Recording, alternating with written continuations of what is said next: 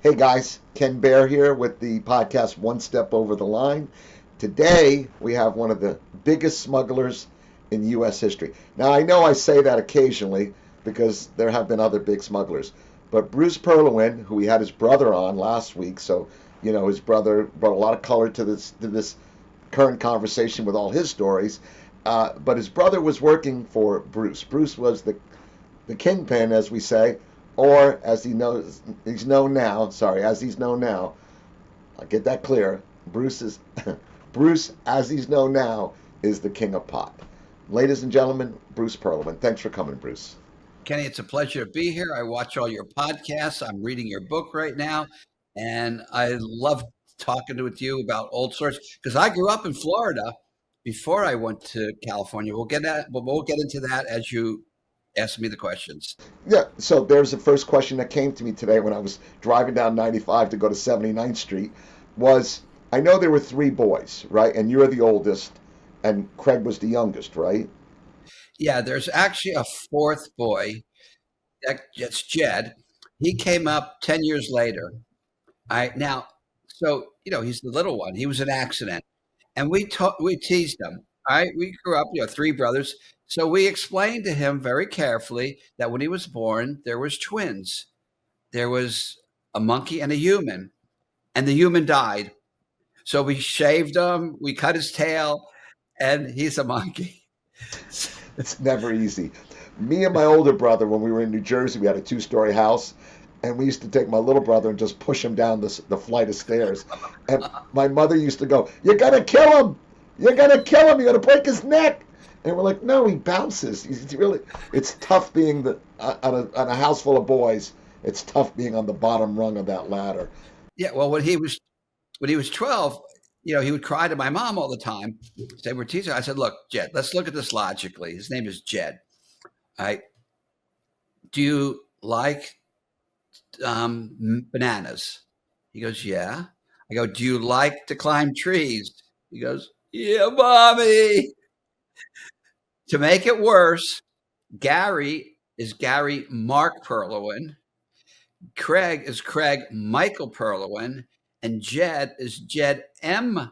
Perlowin. There's no name, just a M. What does you think the M stands for? Monkey.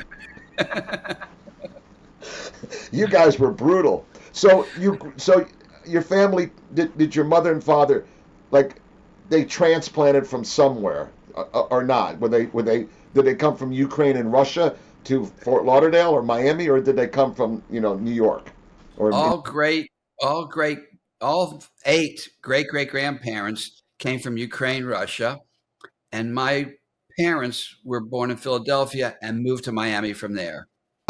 and so you're the oldest. You were actually born in Miami. No, I think it was born in Philadelphia actually. Craig, Gary was born in Philadelphia. Karen is an older sister, by the way. She was born in Philadelphia. Craig and Jed were both born in Miami. So you have it. There's an older sister. Yeah. Well, you, she must have pushed you all down the stairs. No, I think we terrorized her. Did you? Um, Yeah. so so then obviously you're a couple years older than me, so we both pretty much came of age in the beginning of the marijuana thing. That's what we've talked about, that you and I. Like, I always make that joke, my mother moved me to Florida in 1973 to get away from the drugs. Like, maybe if she would have read the newspaper, I would have ended up in Palo Alto or somewhere else. Um but she was determined to go to Florida, and she was from New York, and she wanted to get back to the her Yankee roots, but with warm weather. So Florida made sense. But she literally used the line. Her excuse was she was moving us to Florida to get away from the drugs. So what usually that starts and I was 13, no 16. So it usually starts. People don't. I started smoking at 13. When did you start? And we started with marijuana. Marijuana for us was the gateway drug because it was a great gateway into making a lot of money. When did you start your first taste of marijuana, and how did that progress into the selling? The four finger lid, or what? How did you do? The first one was either 15 or 16. 16, because we were driving, right? And we went down to Arthur Promoff's maid's neighborhood. It's a black neighborhood in Miami, and we bought a nickel bag, and that didn't get us high. Then, then we were all in my car, and we went and we bought, I think, an ounce from a guy named Joe Michelli, and we smoked it. And instead of driving, we were floating on a cloud. Yeah. And then we went to 7-Eleven, of course. We're starving to death. And we go, wait, Bruce, don't go in there. Wipe that smile off your face. So it's at age 16. It's funny because when you first smoke, it really hits you hard. I mean, now I've been smoking for 50 plus years and I still get stoned, don't get me wrong, but I don't get the munchies as much, but when you first start smoking, you're in 7-Eleven with a big gulp and four of those little pound cakes. And, me and my brother, literally, I'd come home from school and we get 420. That's where 420 came about, where the kids said, the story is a bunch of kids used the 420 as a code till they get out of school and they meet at 420 to smoke. So I'd come in the house to see my brother and his best friend with like soup, not soup bowls, like a cauldron with an entire box of Cocoa Puffs poured into it and a half a gallon of milk each. And they're just, my mother used to say, I don't understand, I'm buying 7 gallons of milk a week. That's because everybody would come to our house after school, get stoned, and eat Rice Krispies, Cocoa Puffs, Fruit Loops. And so I know that people didn't tune in to find out what we did it, but that's the story. So then you started selling weed because you figured, like most people, if you had to buy it, you had to sell it. You almost couldn't get it without, you know, without giving it. You were going to go to jail no matter what you did. That's what I tell people. It's funny. We started like so many people that I've heard do podcasts now the same way. We bought a nickel bag, then we went to an ounce. So we'd sell 4 nickel bags for an ounce and have a nickel bag to smoke. And then we buy a pound. And in our case, we would break the pound up. If you bought an ounce, you get a free pack of rolling papers. We were entrepreneurs. And in all the nickel bags and dime bags, there's sayings, make love, not war, and sayings from the Prophet, the book The Prophet by Khalil Gibran. And we did it so we'd get an ounce or 2 ounces to smoke ourselves. Then it started becoming an entrepreneurial endeavor. And we started selling. Yeah, because like I said, you're a couple years older than me. So you were 16, 17. That would have been, we'd have 1970, 1969, 19. That was 1969. And then so we were selling around. And then LSD, we sell LSD, we sell mescaline, peyote, whatever we could get. But did you find, I never really saw a lot of LSD down here. In New Orleans, I did. Down here, I didn't. No, I would buy the most 100 hits. And Didn't see any LSD down here by the oh, time. I did. Yeah, I used to literally buy it for $8 a tab. We had capsules, purple Osley, there was purple.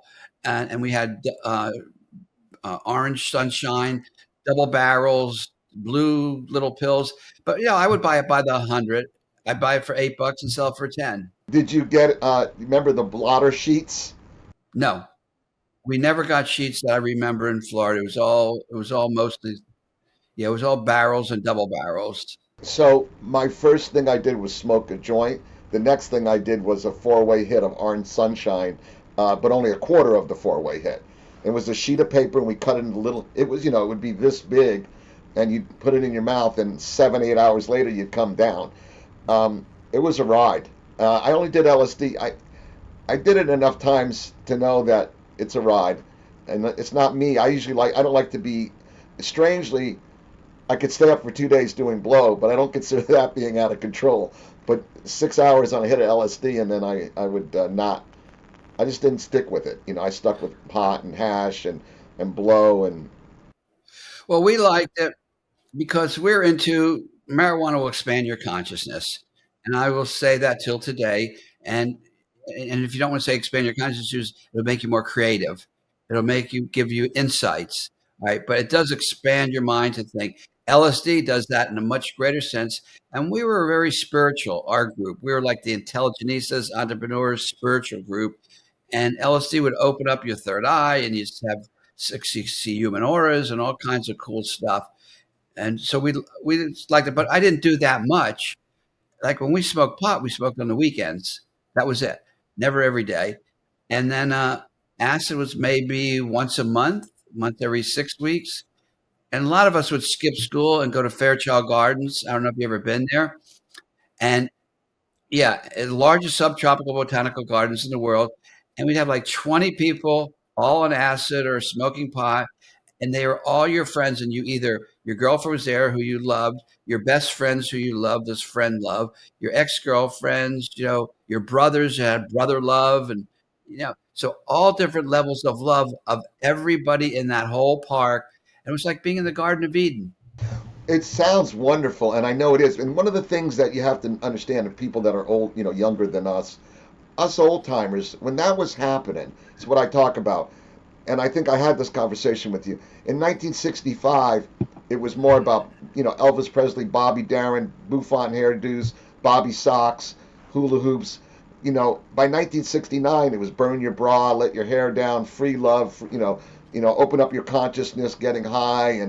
And so part of what we were doing when we were experimenting with these drugs was looking for that was kind of the I always use the word the lexicon of our lives. That was the language of our lives at that time. It was not just getting high, it was trying to expand your consciousness, how you could treat one another better. We were right in the middle of the Vietnam War. There was a lot going on. Yeah, none of us wanted to be Ozzy and Harry. That was the hippie generation, the counterculture, and we were experimenting with new music, new clothes, new lifestyles, new dietary things. Macrobiotics, vegetarianism. Yoga was brand new. Now there's yoga studios in every city in the country. There's a Whole Foods in every city in the country. Every um, the and new drugs. The marijuana and psychedelics was our drugs, not the establishment's drugs, which we didn't like the Were establishment at cigarettes all. and scotch. Exactly. Listen, you and I were talking. There was one Whole Food restaurant in North Miami. It was called the Unicorn, and you and I were both there repeatedly, not together, but that's where you went.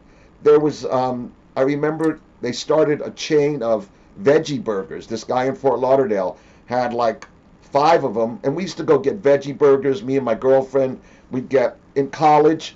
Me and my roommate, we were going on fasts and reading books like what was it called? The Garden of Eden, the book about healthy eating. I can't remember. Maybe I'm wrong on the name. It was something Eden. Back to Eden. Back to Eden. That very good.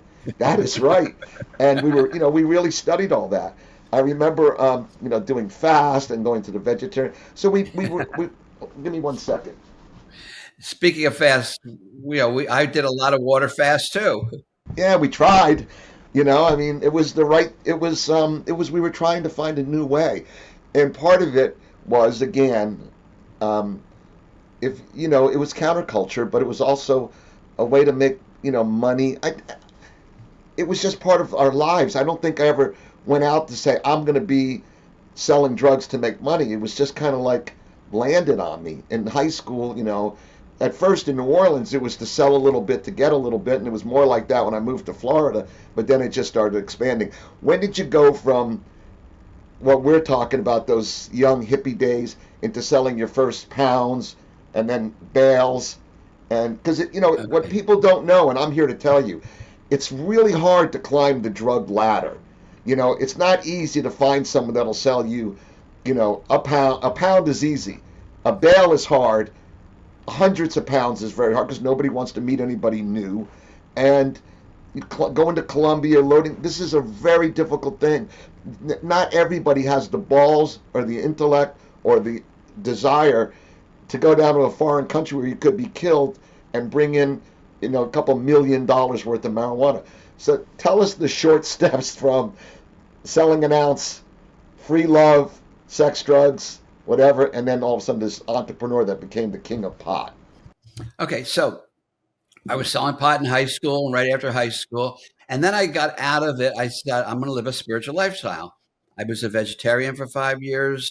Um, I had an underground newspaper called Rainbow Bridge, which had yoga articles, back to the land movement, spiritual articles, the ascended masters uh, statements from them, poetry, and the health food stores and the Oak Feed store in Coconut Grove advertised there.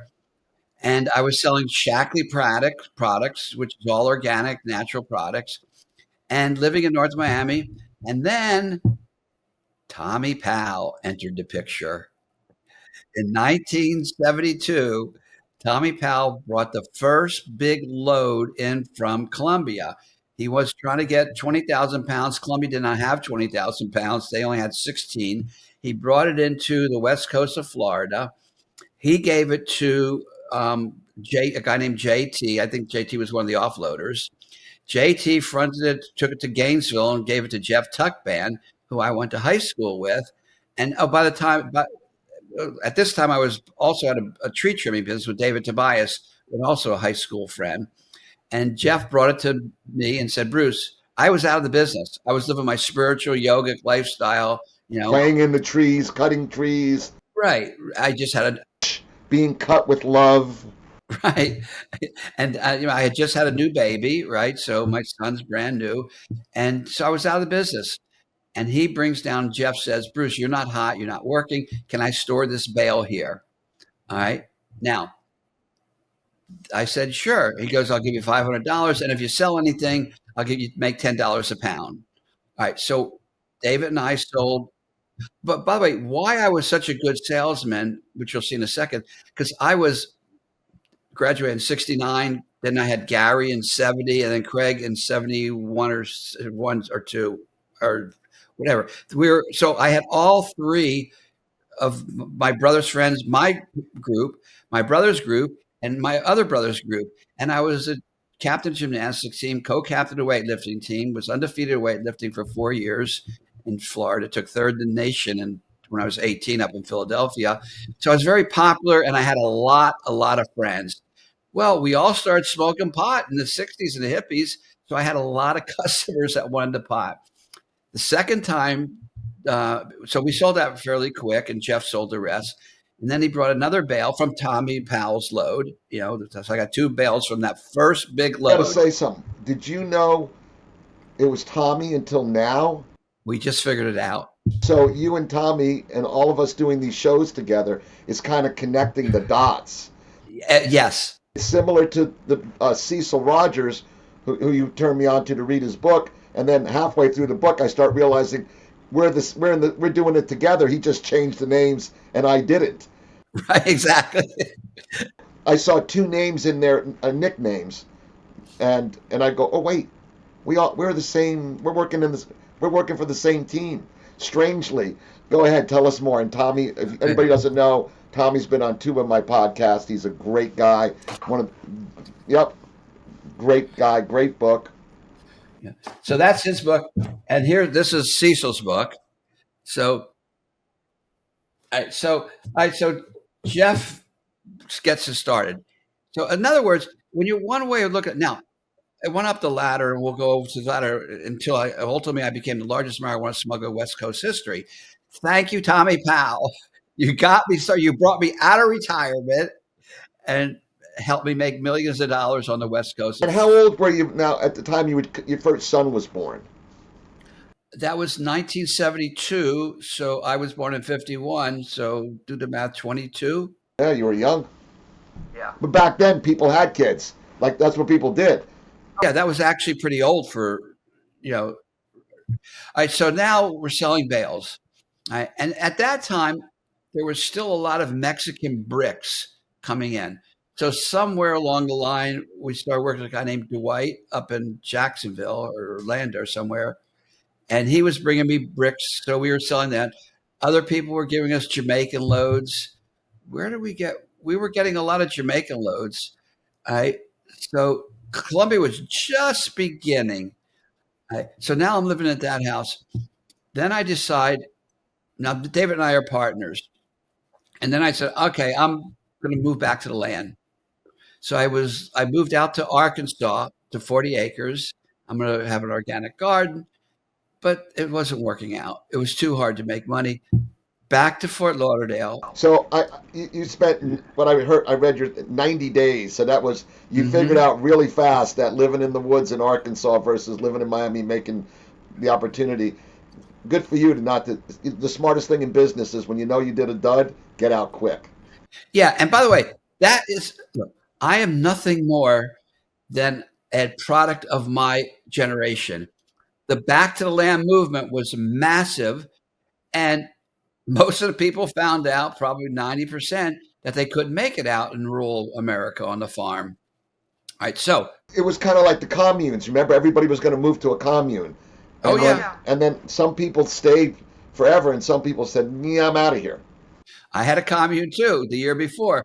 We called it the children's commune. It was just six of us living in a house, and then Robin, who was living there at the time, had to go back to high school for 12th grade. So, so anyway, so we experimented with the commune movement, the underground newspaper movement, back to the land movement. You're doing it all. Yeah. All right. Now, I feel such a hippie love for you right now, because from those days, you have to be that age to get it. But your brother Love, remember him, brother Love? oh yeah, down in Star Island. In fact, I was in prison with his daughter. What was her name? Something Love, Patty Love. Yeah. Oh, that was a hysterical story. Jumping ahead to when I was in the last two co-ed prisons in America. Two-thirds women, one-third men. I walked around holding hands with a Russian spy, Svetlana Ogorodnikova, and at night the girls would just go into their unit, and the guys would go into the unit. Patty Love. So Carol, the queen pin, my counterpart from Florida, I and two other girls were picking the chicken off of the chicken bones to make chicken soup.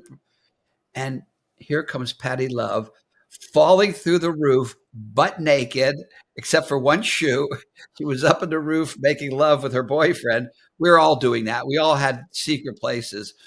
And so she's naked. So all the girls, they put aprons around her and they walked her. Thank God that place was real close to the women's unit and walked her into the unit.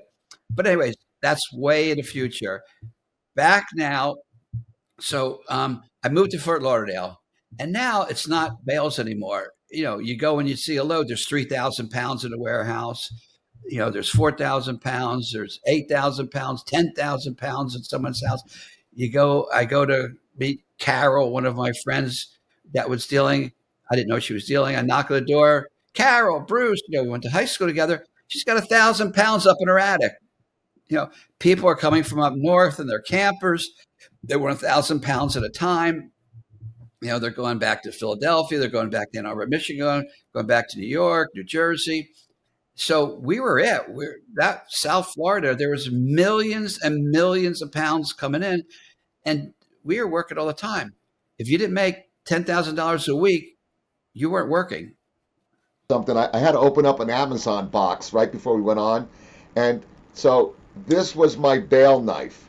It was my buck knife, and what I would do is I take this in to a house, maybe it'd be 40,000 pounds, 10,000, because I'd only take whatever. Usually I'd take 1,000 pounds at a time or 2,000 pounds, put down 80 grand and get the rest fronted. But I kept this. This is 50 years old. This is my bale knife, and I had to open. Now it's only good to open up Amazon boxes.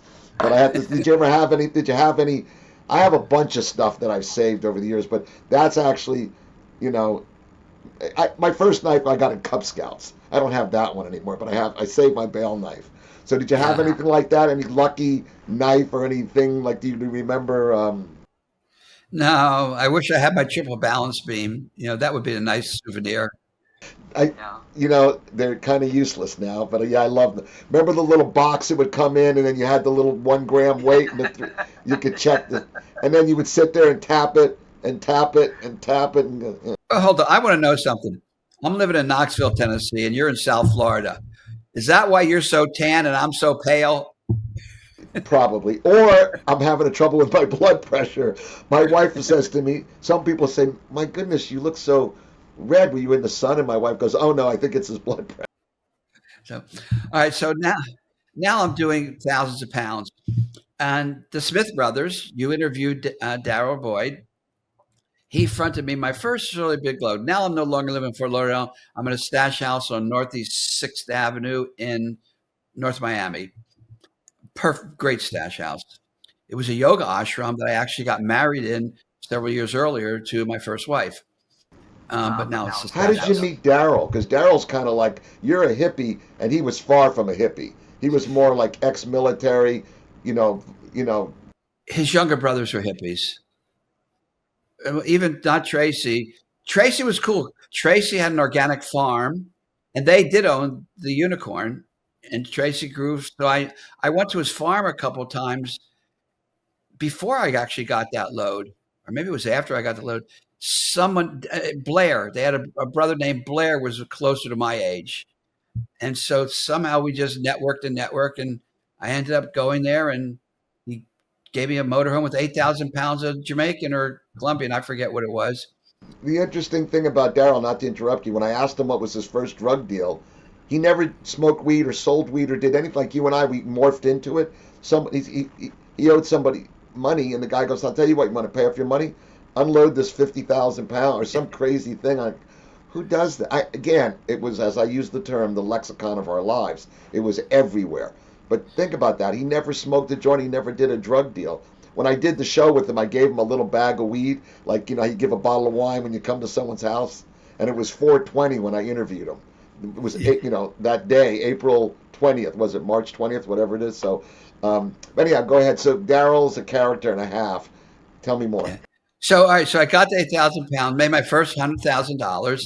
And that year I made a total of about $1 million because you're bringing in your own load, you're offloading someone, you're selling someone's load, and everybody needs everybody. And so I was always taking my money and buying more vans, more trucks, more speedboats, because if you had the equipment, and could move quick, you'd win. I'll give you an example. You could call me to this day at 3 o'clock in the morning, and I will answer the phone. I'll be wide awake because I got untold dozens and dozens of those calls. Bruce, I got a freighter offshore, and the offload boats are dead, or they broke, or I can't get a hold of them, or they're doing another load. Can you go offload it? If you could maneuver, I had my own boats, and I had other people had their boats. Then you can make a lot of money. So what I did, I would say I'll charge you 25% or 15%, whatever I get away with, and then I would pay the offloaders 10% or 15%. If I was making 25, maybe I'd pay them for 10 if I get away with, and I'd make the spread, and I would get the load to sell or a part of the load to sell. All right. So if you're not doing an offload, you're bringing your own loads in. I had my own boats. I went down there. A couple of them sank. One sank in the Yucatan Channel. That didn't work. The next one, the friggin' captain got paranoid, threw the pot over, and took the boat to Puerto Rico. You get on the phone. What do you mean the boat's in Puerto Rico? How much pot did he throw over? That was probably a small load, 10,000. You know, yeah, eight to 10, somewhere in there. What an idiot. Yeah, no kidding.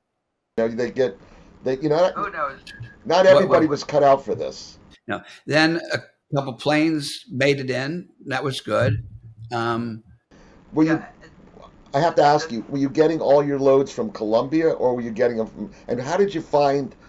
I understand that you partnered up with other smugglers, but if you went down and did your own trip, how did you find the connections in Colombia? Okay, so one of the things that happens was I had a bunch of pot at two stash houses, 1,200 pounds, not 1,000 like Craig said. It was wrong. It was 1,200 pounds at where George was at, George Dothett, and Brian Cedric had the other stash house, another 1,200 pounds. We had 2,500 pounds total. The DEA pulls up or police and DEA, they flash their badges. They beat the heck out of him and stole the pot.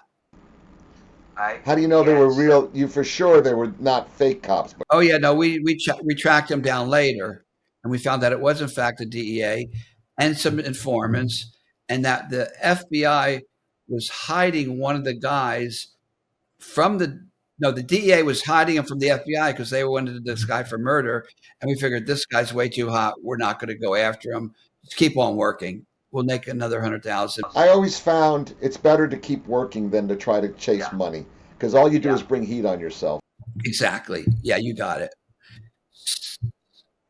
So I worked it. I paid that off. It was $251,000. Paid it off. Right.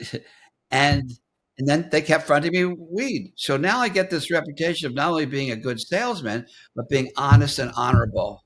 All right. Now I say to them, guys, I don't want to be a salesman anymore. I want to be partners with you and be a smuggler. So Herschel Williams said, fine. He was partners with Daryl. When I say partners with Daryl, you're partners and then you do another load with somebody else and you do another load here. So on certain loads, they were partners. Right. What we would do is, what so people know is, we would have a group we'd worked with, and then we maybe morph into another group, or maybe somebody from one group would get and say, "Hey, we're doing another." Yeah, we were all independent contractors. We'd have a partner for a while, and a lot of times I'll tell you something interesting. For me, if I started something with somebody, even though we all knew each other, it was common practice. You didn't go from, even though we all knew each other, that was my gig with them. You couldn't go and move weed with them or move a product without paying me a nickel or a dime, because even though we weren't, we were friends, but we always kept business like, all right, if it's his gig, he deserves a piece. You'd mentioned that $10 or whatever. Yeah, the standard fee in my world was if you never went around anyone, that was unethical, that was immoral, and you can get killed for that. Exactly. I say that in my book. Right. So you want to work with, like when I wanted to work with Carol, right? The deal was, I knew her. I grew up with her since third grade. I'm not going to keep going through the guy. The deal was, I will pay you $10 a pound until $100,000 is reached. When you get 100,000, me and Carol, you don't get your $10 anymore. And that was pretty much the rule with everybody. All right. So now a couple of things happen. One, but back to the story about getting a call in the middle of the night. So I needed two pieces of information. I had to be wide awake. How far off is it and how much? If you're 3 miles offshore, which back then a lot of them were, I could use the speedboats. If they're all the way down Bahamas somewhere, then I got to use fisher boats or yachts, which have a longer range. Right. So, and if it was 10,000 pounds, you could use speedboats if they were close. Or if it was 50,000 pounds, then you need some bigger boats. So, not to interrupt you, but I'm going to explain to the viewer why the 3 miles was key. Because you're in international waters after 3 miles. So, Correct. Now in today's world, they could give a shit. They're obviously blowing up boats in the middle of the ocean. But that was where you didn't want to come in within 3 miles. For what reason? I guess in the very beginning, that's just the way it was. You were in international waters, so you weren't subject to American laws. Yeah, like when the gambling ships went out from Port Everglades, they go past the 3 miles. 3 miles. 3 miles and a foot, and they shut the engines off. You remember that? You think you're going on a cruise. What you're doing is you're going on a cruise till you get to 3 miles, and then you just float out there. And then every now and then they'd start it up and make sure they just had to make sure the Loran or the GPS. They didn't have GPS at the time, but so what kind of boats did you use? You said you bought boats, so did you have? I had just speedboats. Well, did you have cigarette? Like there was the Mistress, the Awesome, the Scarabs. No, there's Scarab, and then there's another one that was not a cigarette, but was right below the cigarette, almost as good. There was the Midnight Express. There was the Scarab. There's the Magnum Marine. Magnum. Yeah. Yeah, I had a Magnum and a Scarab. How big? Do you remember? 24. Yeah, they weren't the big ones. No, but they would hold 1,500 pounds each. Usually. Keep in mind, my network was massive. From 3 years of high school, from 3 different grades, to being very prolific. I'm very, I was a hybrid. I was a hippie and I was an athlete. So I worked with both groups. Yeah. So then we had a big load in 78, Cat Island. I had sent, we call them the Bobs, Bob Jr., Bob Sr. I brought Job Jr. out to do an offload for me for 50,000 pounds. He was one of the offloaders. And about a couple of months later, they came to me and said, I have 50,000 pounds and we're going to offload it at Cat Island. Or actually, I told them, because I had an offload guy, David Rhodes. I said, David, I'll pay you 15%. They were paying me 25. And he said, offload it on Cat Island where I have a setup. So we did that big load. And that was like the last big load I did before I decided to go to California. What are you paying the offload guys? Usually it's 5,000 or 10,000 for the night. Maybe I never did. I hired a boss and I paid him 10% or 15%. And then whatever he paid them, that was up to him. What people have to understand, if you got paid $5,000 for one night on the water in 1978, that's like 20 or 30,000 today. Yeah. Really 20, 25,000, which is a lot of money. But we did it more for everybody was doing it. I seen guys that would go out there 3 times in one night. You see them by dawn, just wore out and covered in salt water, just going back and forth to hit the ships because the ship might have 50 or 100,000. I mean, yours was in the Bahamas, but guys would get in their boats and go out and just keep bringing in whatever they could all night long. I saw a friend of mine, Ricky Smith.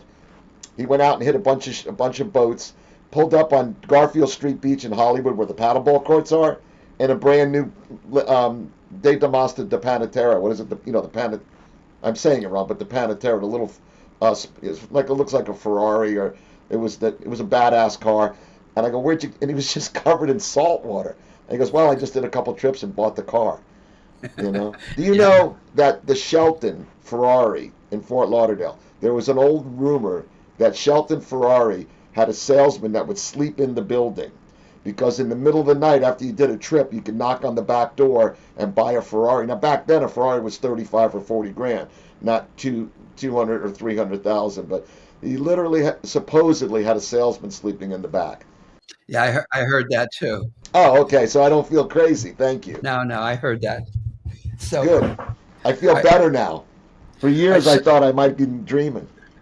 so now there's this interesting dynamic that occurred.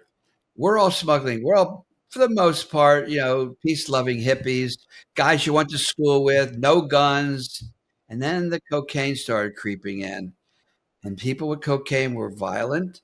They were whacked out of their mind. They were wearing gold chains, buying the Ferraris and Rolls Royces, making a big show, and it just brought a lot of heat to South Florida. Well, there I were had, the murders and Dadeland murder, and oh yeah, there was the Miami River cops where the cops yep, raided the freighter and the guys jumped overboard and all died. I'm going to hmm actually have on a good friend of mine was a lawyer representing part of that, and he got debarred for it. wow. He lost his law license for being involved with that in some way. I don't know what it is, but he'll tell us. Now I had been sending pot out to California from day one, and I would put 100 pounds, only the best, like with Santa Monica Gold, not the commercial. Stuff it into 3 American Tourister hard shells, and fly them across. I took the first trip to make sure it's okay. No security, no dogs, no nothing. And then I just had it's like in the movie Blow. We need more. We need more. So I had a whole car, a bunch of women. Carol, Sally, Nancy. This one, that one. My brother. And then my brother Craig. He was sending it. He learned that trick for me. So he was sending it out to Washington State. So we had a big established group. Then we were sending, a van or two with, what was it, 200, no, 250 wasn't a car, 500 in a van. Then we had a motorhome with a 250, 2,500. So I was sending loads out there just because you get 300 a pound. Right, you could get 2 to 240 here. You would get three. And by the way, $60. Even though the expense of driving out there, if you have thousands of pounds, you're making an extra 6,000. It's a lot. It adds up. And it was still mellow out there. So I packed up in 1978, moved to California, moved my entire organization. And there was also a warrant out for my arrest for the Jamaican load or Colombian load, the 8,000 pounds I did with the Smith brothers. And Herschel actually called me and warned me, even though he ended up being a snitch, he warned me, says there's a warrant for your arrest. And, or he had someone call and tell me. And then I left town and started operating. Payphone, like we used to do. Meet me at a payphone. Did you have the beepers and all that too in the payphone? Yeah, yeah. I was telling Craig, I used to have a Crown Royal bag full of quarters. And then what I did was, at one point, I got 2 video games, and we put them in bars. And I would get the quarters. And at that time, my friend was working construction, making 275 a week, and I was making 275 every 10 days out of the video games. But I wouldn't need the money; I needed the quarters. And and then we'd have to go to laundromats, banks, 7-Eleven. Can I buy a roll of quarters? And every phone call was uh, $2, $3.25. I think it was 13. It was a strange number. It was 13 quarters or something, and I think 50 quarters came in a roll. I mean, they didn't, and then you have to every minute you have to put another quarter in, Right. depending where you're calling. Yeah, we were slaves to the payphone banks.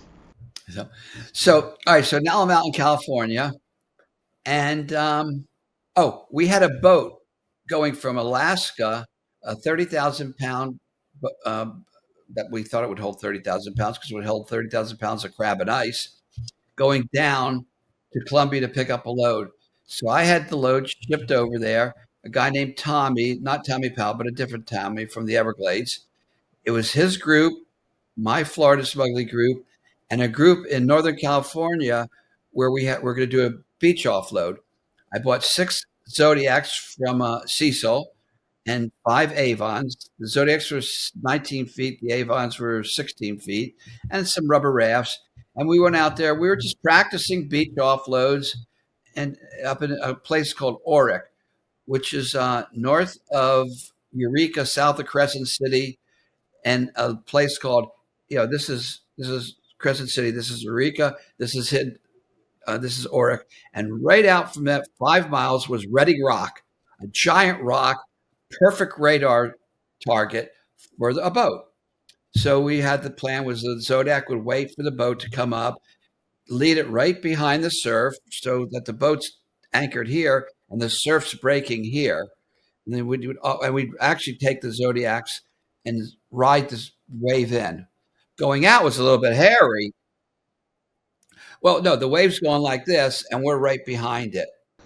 But when Okay. so the boat, But but here's yeah. let me just explain to people if they don't know. So you have the boat, the freighter, whatever you're using. What we would do is you'd have to put sometimes boards. They'd have boards on ropes because what would happen is when the boats come up to meet the freighter and they tie up and the cop hitting, it's making a line. And when you come in, if the cops saw the side of your boat all banged up, they would know that other boats were tied up to you in the ocean.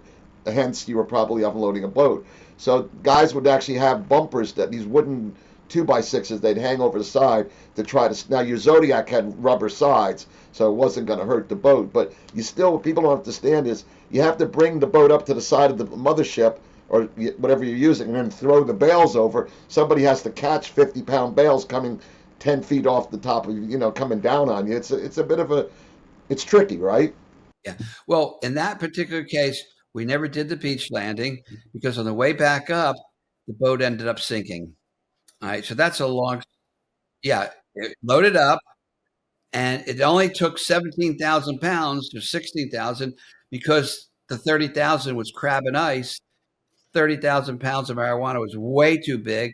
They put every bit in the hole in the wheelhouse and they actually stacked it on the deck and they covered half the deck with a tarp. The other half they were going to cover with another tarp, but the Colombians stole that tarp. So now they're driving up north, all right, and they get off San Francisco. Remember, they're going to Oric, which is about 300 miles north of San Francisco, and a Coast Guard plane overflies them and looks down and sees the bales on that side of the deck. Circle back around, look again. Obviously, they're busted, right? At least visually busted.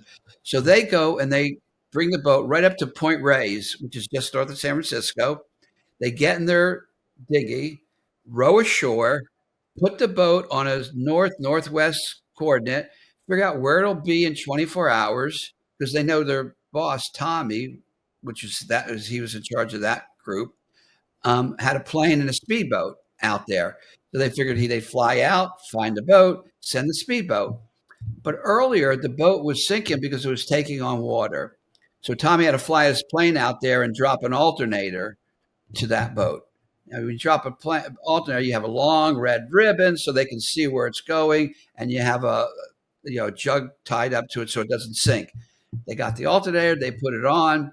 Now they're charging up, which is thank God because they were about to lose radio communication, and the pumps were lost their prime. Right, there was Right, no electricity. So what's right, happening is your alternator puts out electricity. So electricity is what you need to run.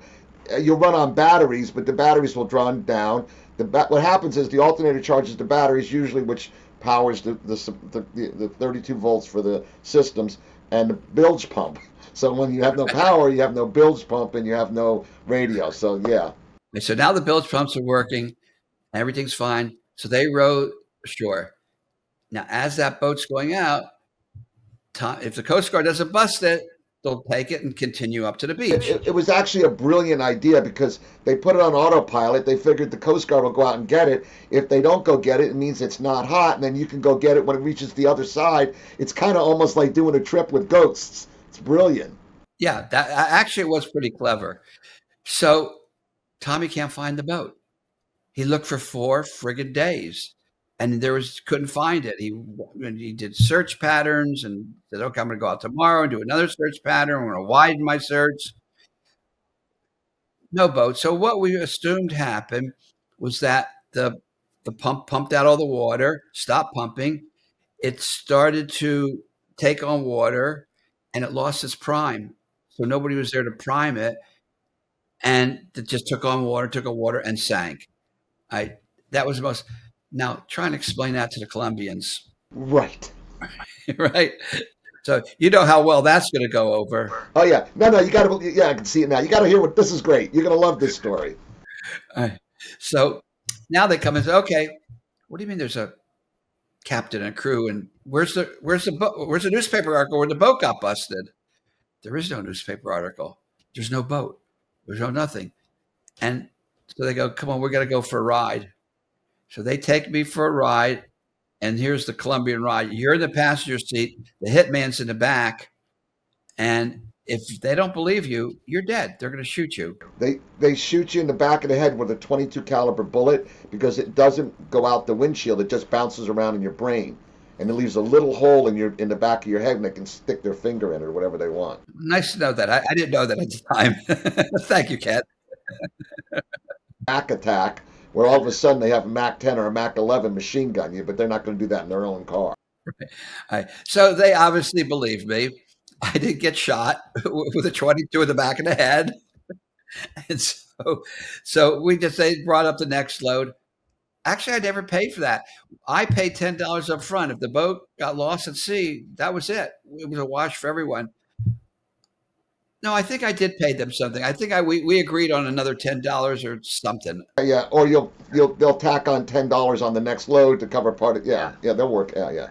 So the next load that came up was not my load. It was a guy from New York, Marcel, and he was going to bring up 60. There's 3 different groups that I was going to offload from, because then I found a beautiful dock, 1,000-foot concrete pier right in San Francisco.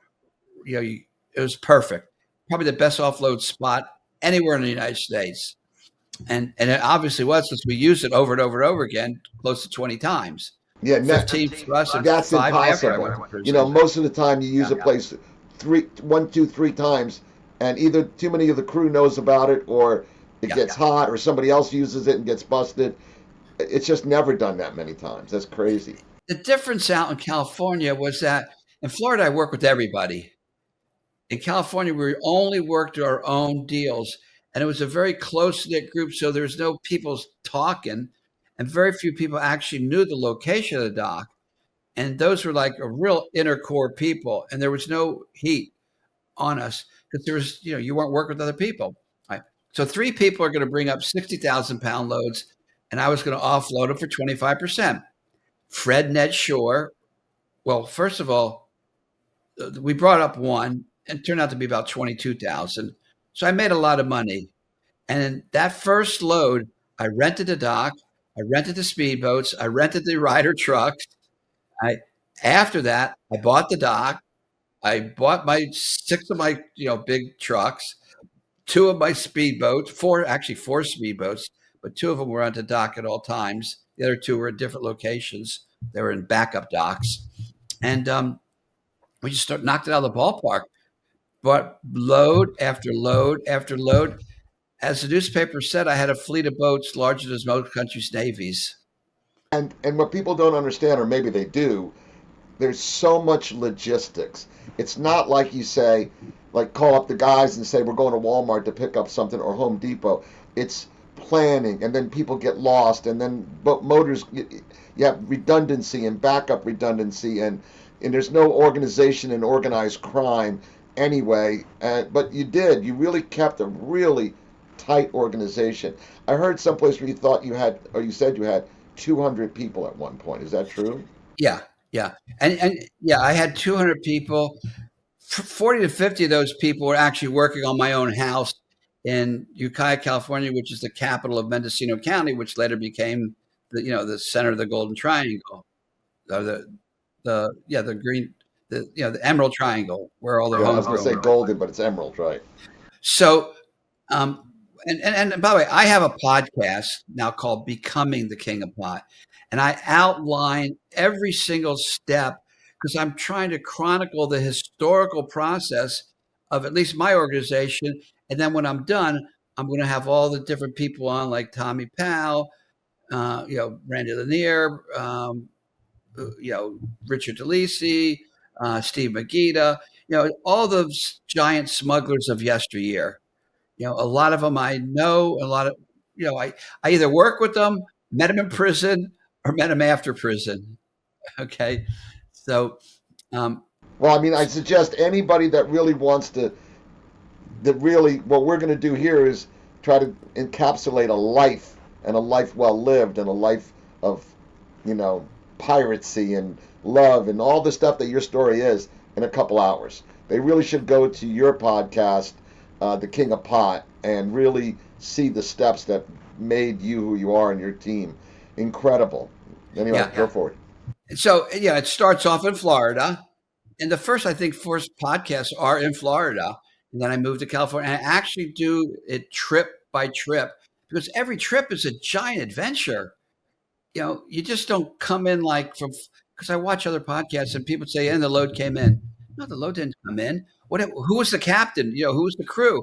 You know, they do some good storytelling about specific loads. Like Tommy tells about the load he brought in, 65,000 pounds up in Maine.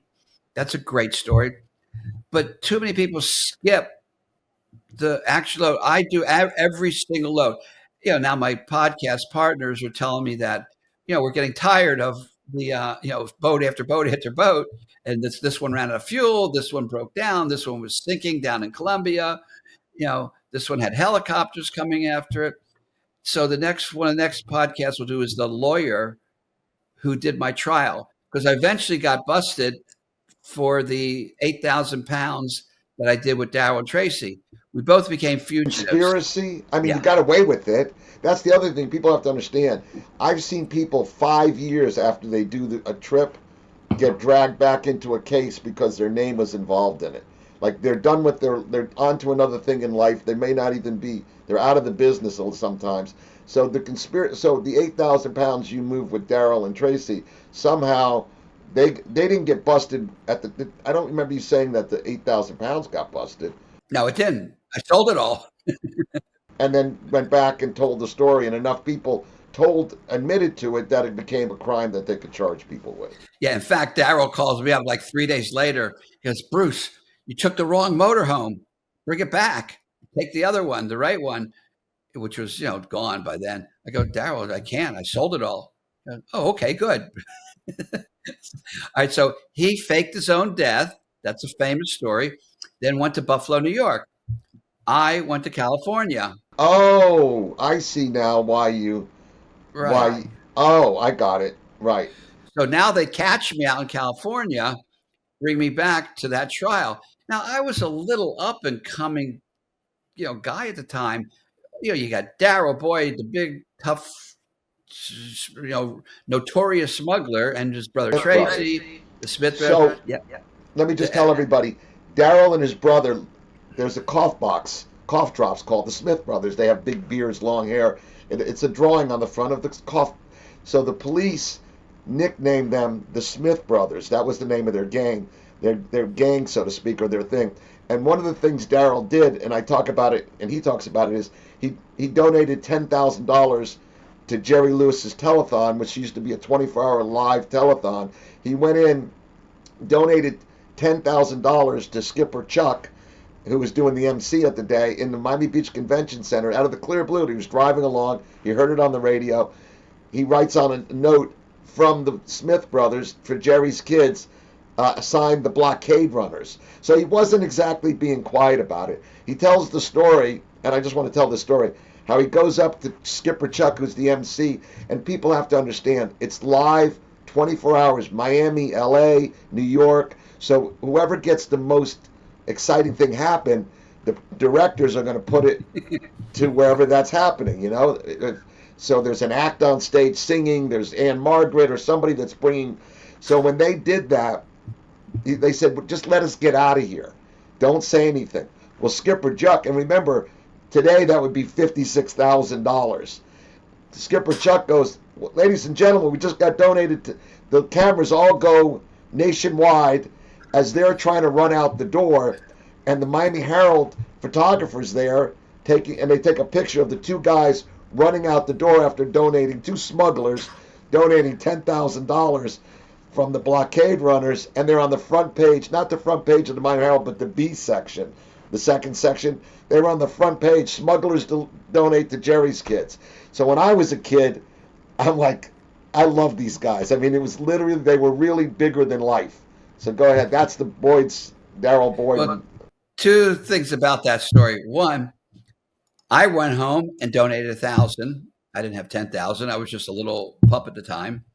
And all the other smugglers up and down the coast says, we're not going to let them show us up. We're going to donate.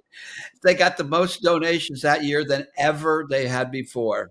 Oh, Daryl told me that story. And then the funny thing was, the DEA supposedly went to Jerry's Kids and says, we want that money back. And Jerry's Kids go, who are you talking to? That ain't your money. That's the Jerry's Kids' money. And they wouldn't give it to him. And if you watch the podcast, Daryl gets indicted, gets ready to go to jail, and that act of kindness comes up to the judge knew about it. And so you got to go back and watch that podcast, but the story is incredible, he tells. Anyhow, back to your story, sir. Okay, so the other thing that happened, there's another thing that happened about Jerry's Kids. Oh yeah, everybody else donated. And the newspaper articles. Why can't the FBI catch the daring and dashing Smith brothers? So they went absolutely nuts. They were throwing everything they could. It was good for Dower to get out of Dodge and me to get out of Dodge. Well, and here's the other thing. So so let's say you were going in to get Lester's Diner to get breakfast in the morning, or one of the. Back in those days, the Facebook, the Twitter, the X, or whatever you want to call it, that was newspaper cans. So in front of every restaurant, everywhere you went, there'd be 6 or 7 different places, a vending machine where you put in a dime on a Saturday, on a Sunday you put in a quarter to get the bigger paper, or there were kids selling newspapers on corners, and every headline in the box had to be bigger than the other one, so you would walk from the Sun Sentinel to the Miami Herald and go, oh, somebody machine gunned in Miami, oh, somebody, they put these sensational headlines, just like Fox and CNN does now. I always joke, CNN has breaking news in red, Fox has breaking news in blue, and they're two stories that happened a week ago. But they just got to, it's that was the clickbait of the time. How's that for a good analogy? You would see the newspaper and go, oh man, I got to find an extra dime. I got to buy both these papers. So yeah, they made everything bigger. And the other one that got a lot of that press was the Black Tuna game. Bobby Platshorn, he was all over the newspapers. Yeah. For the same thing. Oh, bigger than life. Bobby Platshorn smuggled more marijuana in the newspaper than he ever did in real life. Bobby was an awesome guy. I really admired him for 100 different reasons.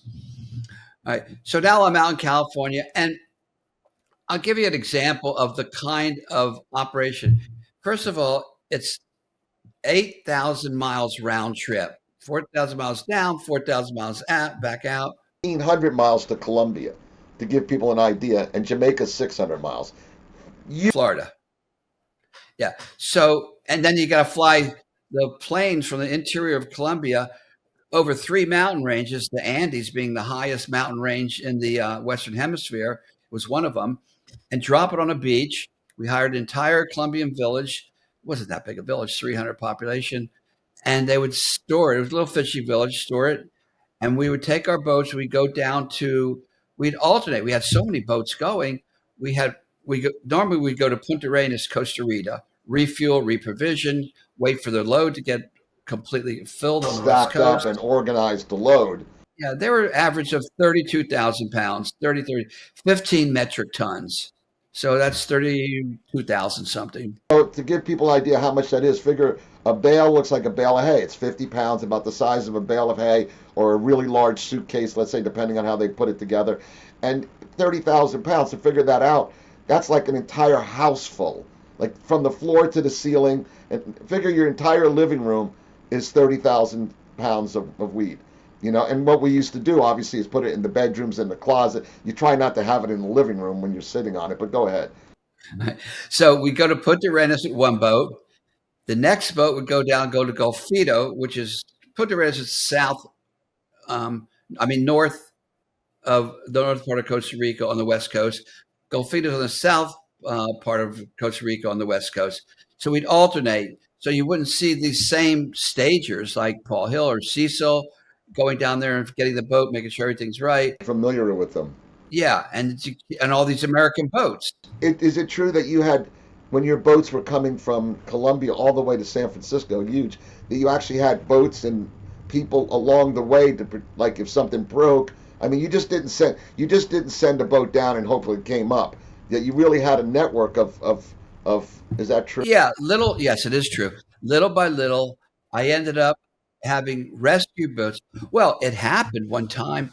I was going to go pick up a 60,000 pound load, 30 on one, my normal suppliers, and 30 by Fred and Ned Shore's supplier. Those are my partners out of Ann Arbor. I and great guys. Anyways, we went down to the first 30, and it was the bigger boat because it was 60,000 pounds, not 30. And it was fiberglass as well. So a series of things happened. One, they went further up the river, and the draft was way deeper than the other steel albacore boats or steel shrimp boats, and it was like, and the tide was going out, and they were loading more and more weight. So the boat started bouncing on a rock, unbeknownst to everything. Next thing you know, the alarms go off. There's 2 feet of water in the engine room. So they have to finish loading up, limped out of there, go to Golfito, and then we sent a rescue team down there. They fixed the boat. But I had a boat in Clarion Island. There's two groups of islands that we wanted to check out, Clarion and Clipperton, and they were like halfway up. And I wanted to, just in case there was a boat, we were going to bury gasoline, water, food, anything you could think of, tools. Are the islands uninhabited or sparsely inhabited? We thought it was uninhabited, and we went there. First, we flew out, and it looks fine. We send a boat out there to check it out. And this is off the coast of Costa Rica, you're saying? No, this is actually off the coast of Mexico. Okay. And there was a Mexican garrison there, and there were soldiers there. So they had a good interface with Brett, and he talks about that in this book, The Golden Gate Smuggling Company. And so we couldn't use it, but we could take a boat and have it there to experiment with communications and extra fuel just in case. All right. So that boat was there. So it came down. That was a 47-footer. Was it not a big one? It was just So it's a cabin cruiser, like a Chris Craft or something. Was it a commercial boat or? It was a commercial fishing boat, but a small commercial fishing boat. So it, well, actually, it was big. Maybe it's bigger because it took the whole 30,000 pounds. Probably a 65-foot albacore boat. So it was there. It came down, took the load off, and made it in. And that boat pulled into Nicaragua and El Salvador. It was a whole year to get that thing working again. And we finally got another load out of it. But that made me aware of the fact that, thank God, I had that boat there off of Clarion. You're halfway. Can you imagine scrambling and sending a boat 2,000 miles? Well, 4,000 miles. You never get there. So that taught me. What ended up happening with my organization is I had boats from Costa Rica, because we were pretending we were doing a fishery down there as a reason for all the American boats to be there. And then I was building a jojoba bean plantation down there. Starting to plant jojoba beans because I didn't like the fact that they were killing whales. So jojoba bean replaces the whale they get from the oil they get from whale blubber. So we're doing that. I had the Falcon down, which is a big boat, a converted PT boat. That was in Acapulco. We had another one in Clarion. We had another one in San Diego, Moss Landing, San Francisco, and we even had some Fort Bragg, um, and further up north in Oregon. In case we did a beach landing. How many millions of dollars do you think you had in backup equipment? I mean, what you're describing to me, again, let me just preface this. I've been around this a long time. Most people never do this. Most people say they do it by remote control. They say, okay, you guys go out, go to Columbia, get the load, come back. And they don't do. They get a spotter plane. They might have a second boat when it gets closer. But your attention to detail is incredible, and your willingness to spend so much of your money to make sure the next one works. What do you think you spent in all this auxiliary radar? I mean, the fake businesses cost money. Somebody has to go down, register the business, get a lawyer in Costa Rica. I mean, it's just, it's Oh, an easy 50 million. 50 Yeah, million. yeah, easy. I mean, the dock was 1.2 million.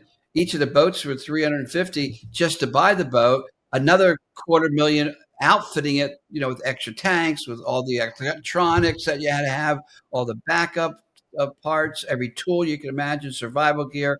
Right. A Yeah, whole bunch. What we used to say when I hung around the yacht brokers, that's when I got my start working for Sandy Perkoff and Cecil's friend, right? And they would buy a boat and then spend almost the price of the boat to retrofit it or fit it out with the new electronics. Yeah. yeah. And then I had a motorhome with about $1 million worth of electronic equipment. All that. Okay. Up on Skyline Boulevard, I rented a house. In the back of the house, I put a 36-foot motorhome, um, and it was just loaded with every scanner that was on the market, every radio on the market, VHF, UHF, single sideband, SS. No, we had CBs. You could literally talk an RCB with it was a booster. A repeater, they called it, I think, or a booster. Yeah. Yeah. You could talk to Tampa, Florida from San Francisco on a CB radio. What happened is you would take a channel over. If anybody else was on the channel, when you mic'd in, it would blow everybody that was on that channel out. Remember when they like people would be talking to their wives, and all of a sudden, boom, there was Right. nothing. Well, what we did, we had the electronics genius, and he would shave the crystals until he got a certain frequencies in between the normal Yeah, frequencies. yeah, yeah. Nobody was on those. You could go. That's amazing. You go between the two channels. Yeah. Yeah. And then we'd shave them again for the next trip, so we have a different set of frequencies. Here, give them all the walk. That was just the walkie-talkies. All right, so we had avionics, so that the motorhome. We had the flagpole was I think that was a single sideband antenna because that's real tall. And then up in the redwoods, we had the ham radio antenna. We had buried radials. They're called. They're like copper things going in a fan shape out from the radios. That the same thing. It boosted the signal, both coming and going, and a bunch of other stuff. Oh, recorders. So you had voice activators recorders, so you can, when they were doing an operation, we listened to them do sting operations. And we wanted to warn the people, but then we give away our stuff. We tracked every single boat from the Coast Guard.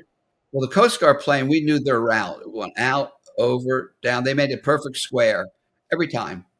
And we tracked the boats. We tracked the fishing fleet, an 800,000-mile ocean of the Pacific Basin.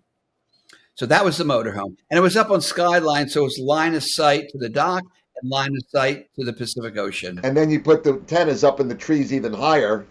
Right. You Right. you could literally cover 8,000 miles of open ocean with your electronics.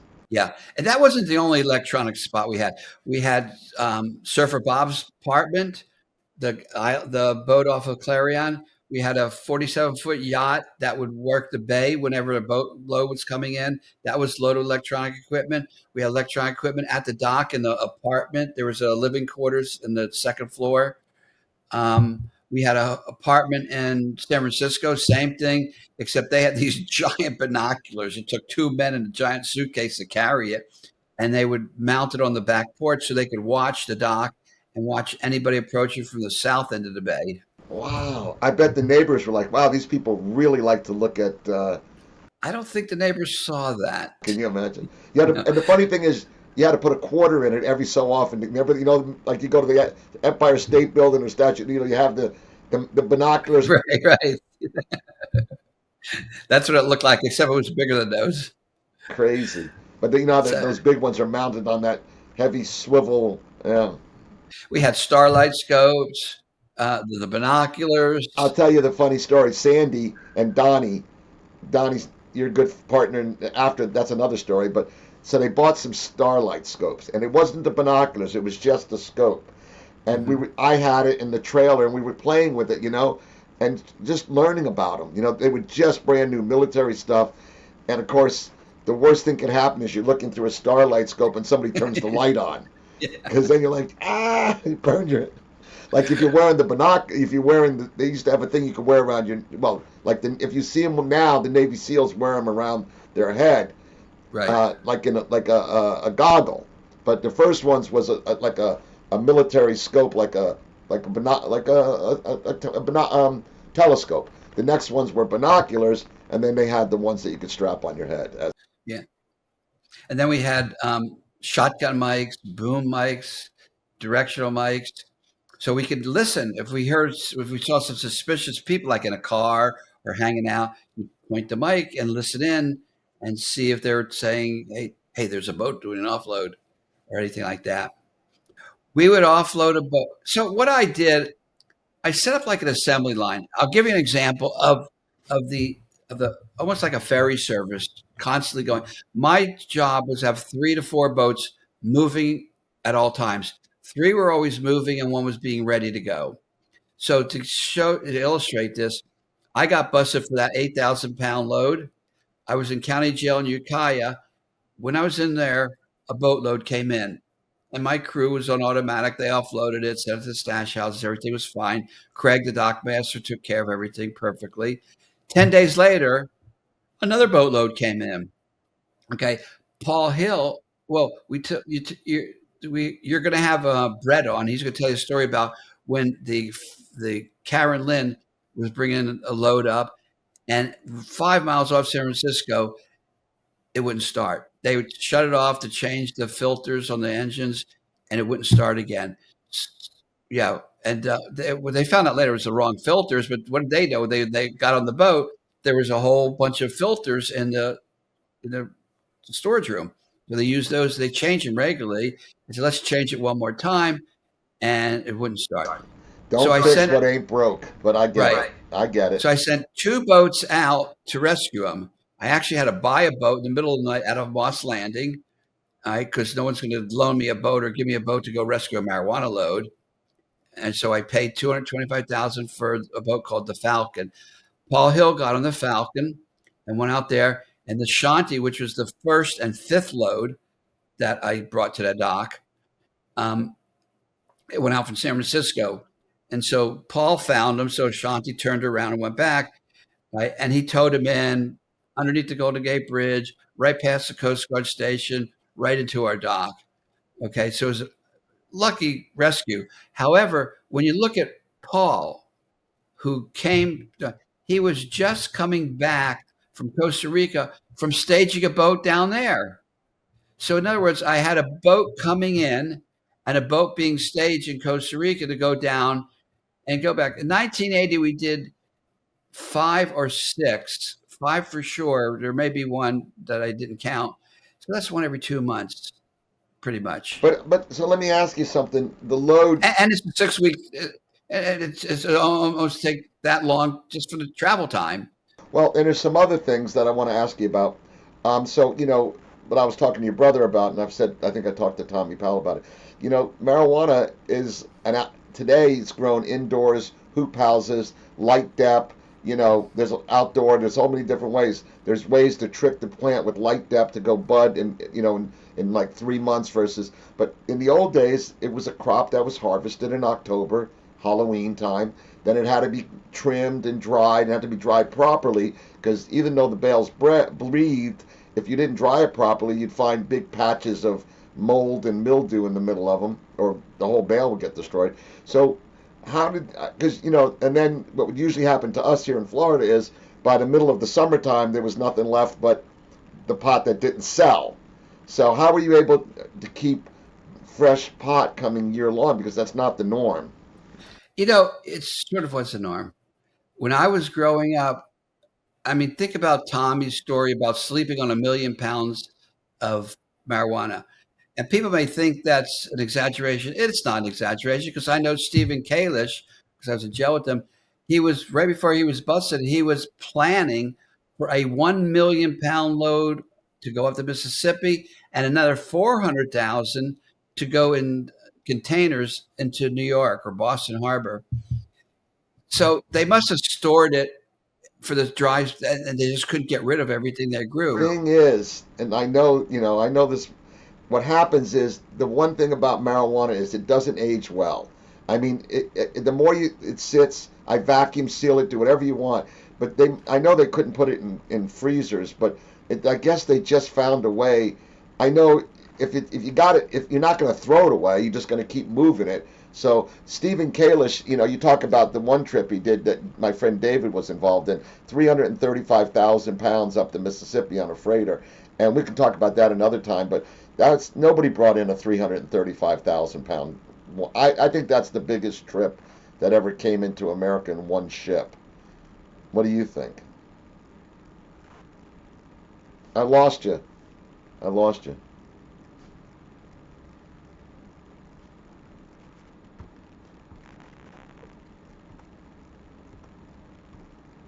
Hey,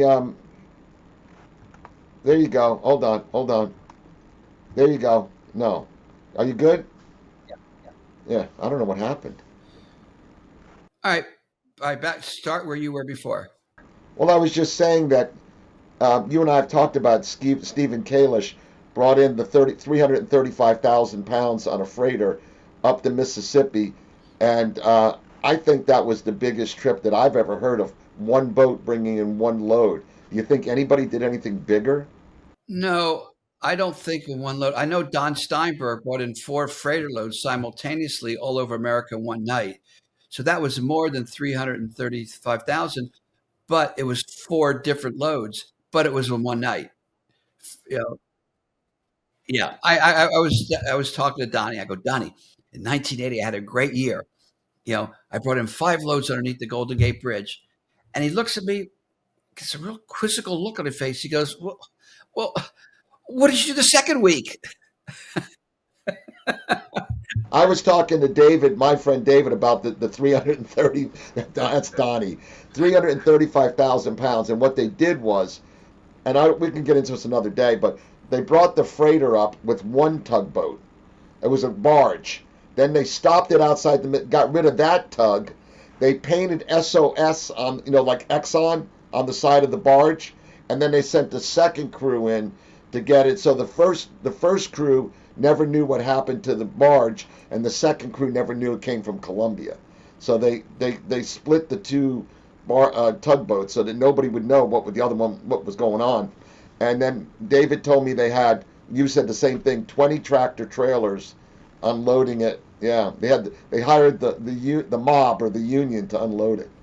They didn't use normal hippies. They used the wise guys to unload it. They owned the Yeah, dock probably. that was an amazing load. And Steve told me all about it because we were in Texarkana together and Pleasanton together. And they had conveyor belts going from the hole up into the semis. You know, What David told me, diesel powered conveyor belts. yeah, That's what that was David told me. So the story's, true because David told me that before I knew you, and you and you know Steve, I knew David. So Donnie said, "What'd you do the next week?" I remember Donnie pulling up. I tell the story into my little trailer in Fort Lauderdale, and I'm just sitting there. I'm a kid. I forgot what he needed from me. I don't know. and he pulls up in a Rolls Royce Corniche convertible. It was burgundy, and I'm like, I'm living in a mobile home. This is they already suspect us. Sandy used to live there. I got it from Sandy. And he and I light up a joint, and we're smoking a joint together. And he opens up High Times, and back of High Times, they used to have a thing called the Hit Parade, the biggest bust of the month. And he's like, and there's one for 200,000 pounds. He goes, damn it, that's mine. And there's one for 65. He goes, that's mine. He's like, out of the 4 or 5 busts, like 3 of them were his.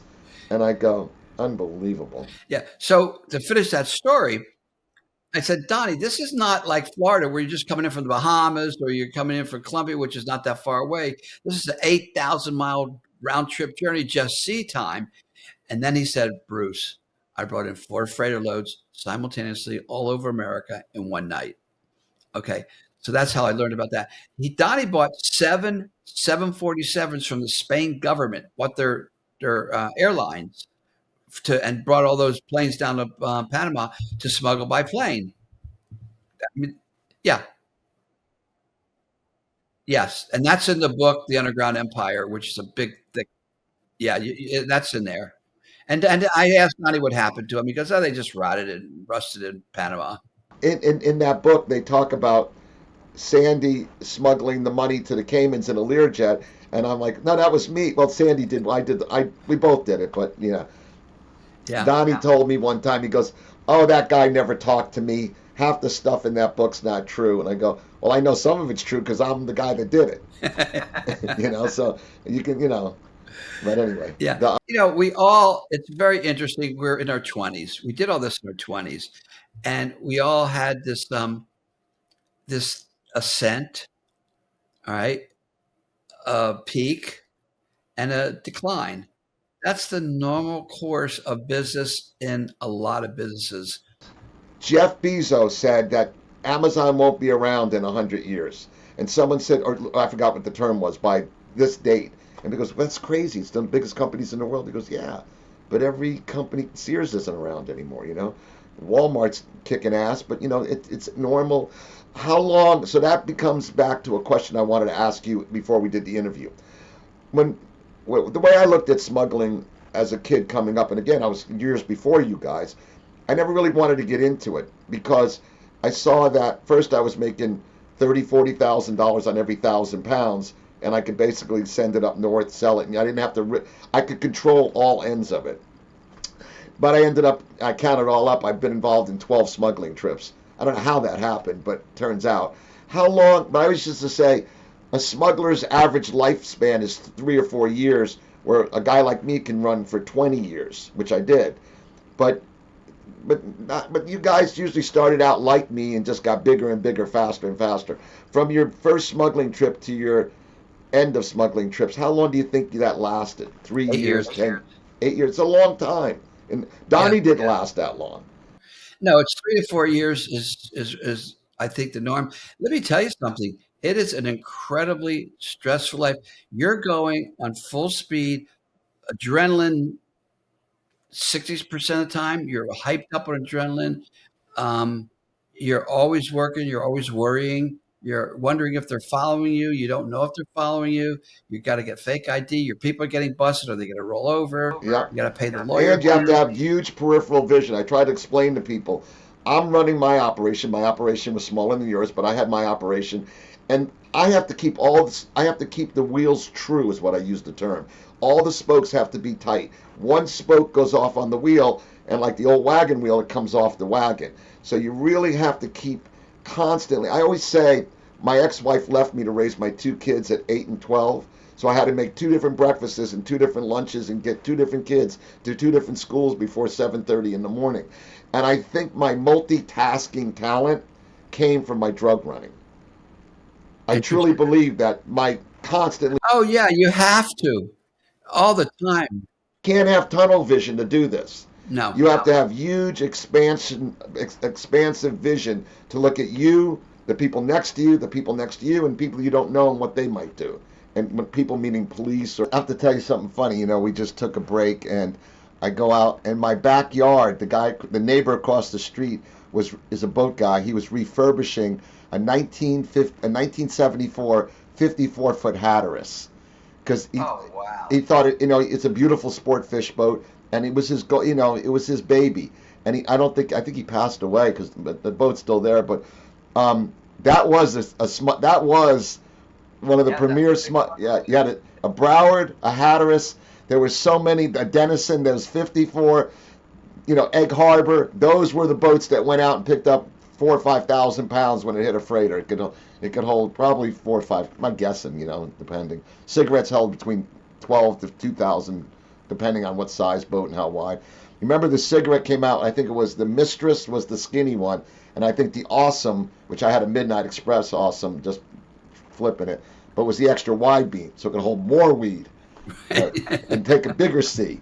But tell me more about the case you were talking about. Okay, so I'm down in Florida at this case. I'll remember two boatloads had just come in, all right, back to back. So I'm rolling in dough. So I'm going to put on a first class defense. All right.